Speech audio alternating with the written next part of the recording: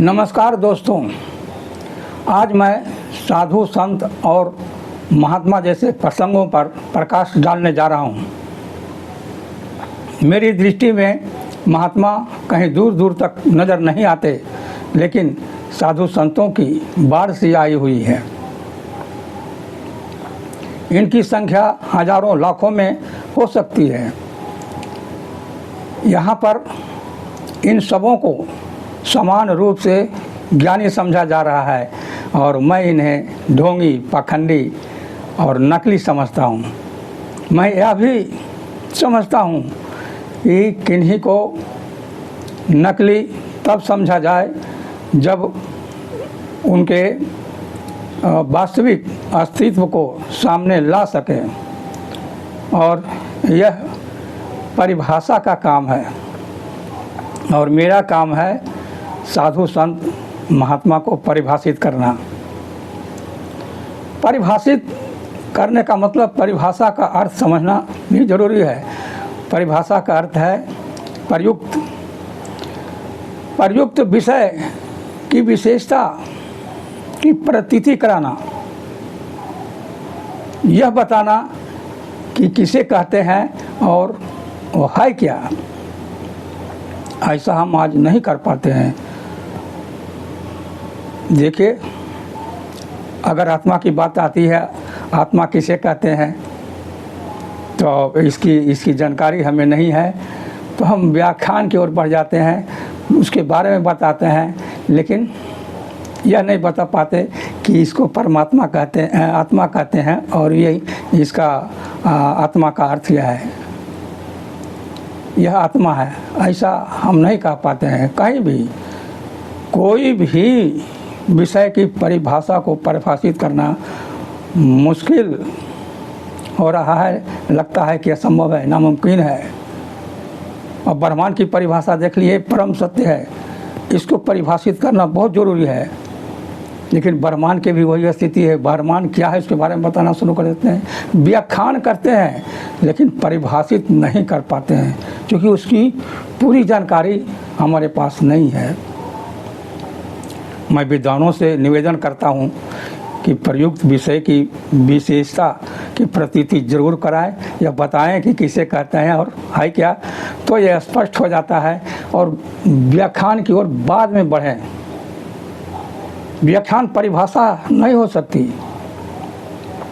परिभाषा में तो सारी बातें सिमट जाती है, चंद शब्दों में, कम से कम शब्दों में सारी बातें आ जाती है और हम समझ पाते हैं कि आप क्या कहने वाले हैं। इसलिए यह इसकी बहुत ज़रूरत है। और मैं आज साधु संत महात्मा के विषय में जो परिभाषित करने वाला हूँ, उनकी विशेषता की प्रतीति कराना चाहता हूँ। और यह प्रतीति आप हमारे परिभाषा के आधार पर आप समझ सकते हैं। तो पहले समझा जाए कि साधु की परिभाषा क्या है। तो वह जो व्यसन का शिकार नहीं, या फिर जिनकी वृत्ति वंचक नहीं, इनको हम क्या कहते हैं, साधु कहते हैं। और साधु है कौन? तो सज्जन व ईमानदार व्यक्ति ही साधु हैं। और संत को यदि समझा जाए तो सत्य समझने के दौरान जिनका हृदय परिवर्तन हो जाए, उसको हम क्या कहते हैं, संत कहते हैं। और संत है क्या, संत है कौन? तो साहित्य और धर्म के जानकार, या फिर जिनके अधीन शोभा, समानता, संगति, उत्कृष्टता और निरंतर आदि का अंत हो, वो संत है। और महात्मा, तो महात्मा संत से बहुत अलग नहीं है। संत की उत्कृष्टता ही महात्मा है। और महात्मा है कौन? तो जिन्हें मौत नहीं मोक्ष मिले, इनको मौत नहीं मिलती, मोक्ष मिलता है। ऐसे महान आत्मा वाले व्यक्ति ही महात्मा हैं। यह इस परिभाषा से आपको सारी बातें स्पष्ट हो जाती है। लेकिन आज जो जिनको साधु कहते हैं, तो साधु का काम क्या है? घर को छोड़कर साधु बनने के लिए, साधु महत्वपूर्ण पवित्र चीज़ है, इसलिए वो घर ही छोड़ देते हैं, चले जाते हैं जंगल।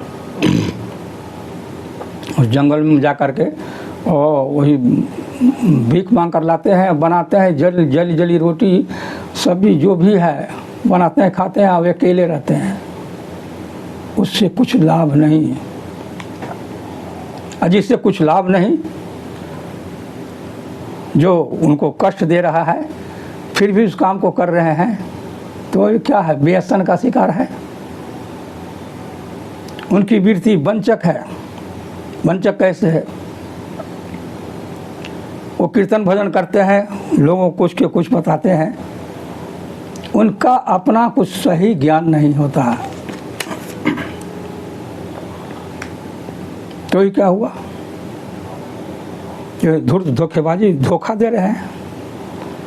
और धोखा देना, धोखेबाज जो है, वंचक का मतलब यही होता है, धूर्त धोखेबाज, ठग खल, ठग रहे हैं, तो वंचक वृत्ति है।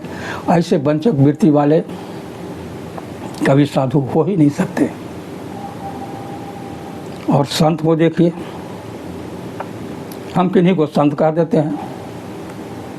संतों की कमी नहीं है, किन्हीं को संत कर रहे हैं, किन्हीं को आचार्य कर रहे हैं, किन्हीं को जगत गुरु कर रहे हैं, वो सभी संत के ही रूप हैं। ऐसे संतों की कमी नहीं है। उनका क्या काम है? वो तो बकौल की वाणी बोलते हैं, अपना तो ज्ञान कुछ नहीं है, सत्य को जाना नहीं, हृदय परिवर्तन नहीं हुआ, किसी के कथन के अनुसार बोलते रहते हैं, शास्त्रों के अनुसार बोलते हैं, तो शास्त्र उनका नहीं है। शास्त्रों की रचना किसी और ने की है, उनकी बातों को बोलते हैं। और शास्त्र जो होते हैं, एक उनको मजहब के अधीन रखा गया है। और सभी अपने अपने शास्त्र को, जैसे हिंदू, मुस्लिम, सिख, ईसाई, सबों को अपने अपने शास्त्र हैं और सबों की रचना हुई है। और रचना कभी सत्य हो नहीं सकती है। और यदि सत्य नहीं हो सकती तो हम झूठ ही फैला रहे हैं। ऐसे व्यक्ति संत नहीं हो सकते। जिन्हें सत्य का ज्ञान नहीं, जिन्हें साहित्य और धर्म का ज्ञान नहीं, वो संत कैसे हो सकते हैं? जो साहित्य धर्म का विरोधी है, जो सत्य का विरोधी, जो साहित्य का विरोधी, वो संत हो नहीं सकता है। इसका एक प्रमाण है। प्रमाण यह है कि देखिए, अंधे लोग क्या करते हैं। हाथी को उनको पहचान कराई जाए तो कोई कहते हैं कि हाथी दीवाल है, कोई कहते हैं स्तंभ है, कोई कहते हैं रस्सी है, कोई कहते हैं कुछ। इस तरह से सारे अंधे जो है अपनी अपनी बात जो है रखते हैं, कहते हैं भाई हाथी इस तरह का है। कुछ लोग कहते हैं हाथी ऐसा नहीं है, ऐसा है। और सभी लोग लड़ जाते हैं अपने समाज में कि जो मैं कह रहा हूँ वही सही है। यही स्थिति है आज संतों की, आचार्यों की, जगत गुरुओं की। ये सभी एक ही सबों का, संतों का रूप जब होता है और सब जो है कहते हैं हमारी बात सही है, हम ये शास्त्र को पढ़े हुए हैं, हम वेद पुराण पढ़े हुए हैं, हमारी बात सही है। और सब एक दूसरे पर आरोप लगाते हैं और अपने में सब लड़ झगड़ जाते हैं।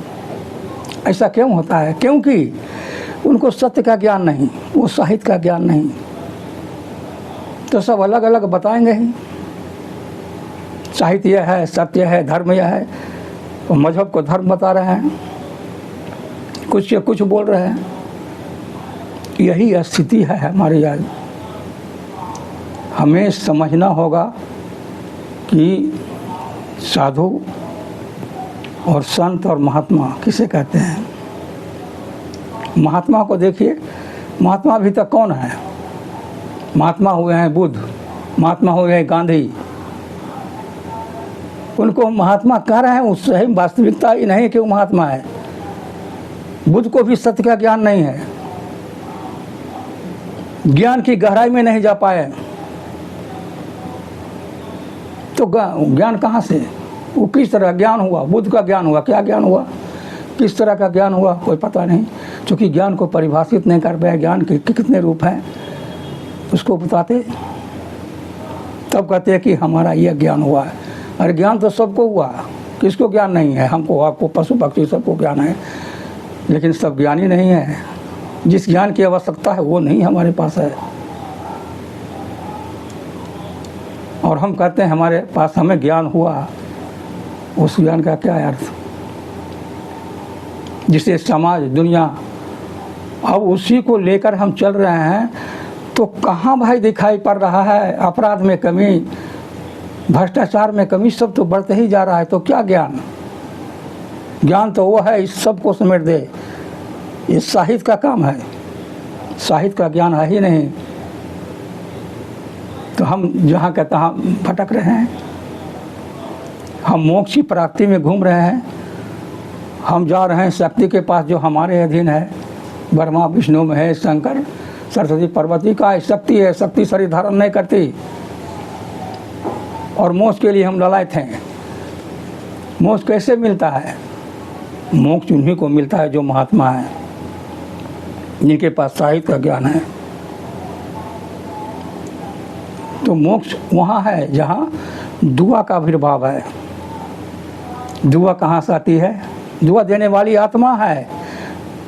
पेड़ पौधा नहीं दे सकता क्योंकि उसके पास दुआ है ही नहीं। दुआ पर दुआ से उसको मतलब नहीं है। निर्जीव वस्तु दुआ पर दुआ नहीं दे सकती। दुआ और बददुआ शक्ति भी नहीं दे सकती, क्योंकि उसके भीतर आत्मा ही नहीं है। हम वहीं जाके भीड़ लगाते हैं, बना लेते हैं और भीड़ लगा देते हैं कि हमको मोक्ष मिलेगा, मुक्ति मिलेगी। नहीं संभव है। ध्यान, मेडिटेशन, ये सब क्या है? ये सब महात्मा के लक्षण नहीं है। इससे शारीरिक बल मिल सकता है, कुछ क्षण के लिए मन में शांति मिल सकती है, कुछ क्षण के लिए, लेकिन फिर तो हम वही हाल हैं। अस्थायी शांति यहाँ नहीं है। इसको हम ऐसा करने से मोक्ष नहीं मिल सकता। और जिसके माध्यम से, जिनके विचारों से, जिनके सिद्धांतों से मोक्ष नहीं मिला, वो संत है ही नहीं, वो महात्मा नहीं है। उनकी आत्मा महान नहीं हो सकती है। उनको मोक्ष नहीं मिल सकता, उनकी मृत्यु होती है। और जिनकी मृत्यु होगी उनका पुनर्जन्म होगा। इनको मोक्ष मिलेगा तो पुनर्जन्म नहीं। वो जन्म मरण से छुटकारा, इसी को मुक्ति कहते हैं। मुक्ति तो बहुत चीज़ों से मुक्ति। किससे मुक्ति? जन्म मरण से मुक्ति, आवागमन से मुक्ति। ये तभी संभव है जब हमें सत्य का ज्ञान होगा, जब हम महात्मा के रूप में आएंगे, तब संभव है। और महात्मा और मुक्ति, मोक्ष के लिए एक ही रास्ता है। साधु की वृत्ति को अपनाएं, उसको जानें, और साधु की उत्कृष्टता जब सत्य की ओर आती है, और सत्य के समझने के दौरान हृदय परिवर्तन जब हो जाता है, तो संत हो गए वो। और संत के बाद अगले ही क्षण वो महात्मा है। उनकी उत्कृष्टता, ये तो महात्मा है। और उनकी फिर मुक्ति, फिर मोक्ष। तो इसके लिए, मोक्ष के लिए हमें साधु, संत, महात्मा, यही एक रास्ता है। साधु जो है मुक्ति का पहला कदम है, पहली सीढ़ी है। दूसरी है संत, और तीसरी में महात्मा यानी मोक्ष। अगर हम चाहते हैं तो इस वृत्ति को अपनाना जरूरी होगा। कीर्तन भजन करते रहिए, योग मेडिटेशन करते हैं। मैं इसका विरोधी नहीं हूँ, क्योंकि ये भी शरीर के लिए ज़रूरी है। आप करें, सब कुछ करें, लेकिन यदि मोक्ष चाहते हैं तो यही रास्ता है। और इससे अधिक मैं क्या कर सकता हूँ? और मैंने तो निवेदन किया है परिभाषा के लिए, और हमारी निवेदन को समझा जाए। विद्वान लोग इस पर ध्यान देंगे तो पूरी दुनिया की स्थिति सुधर सकती है। दुनिया एक नई दिशा की ओर बढ़ सकती है, ऐसा मेरा मानना है। इससे अधिक मैं कुछ नहीं कर सकता और इसी बातों पर मैं विदा लेता हूँ। धन्यवाद।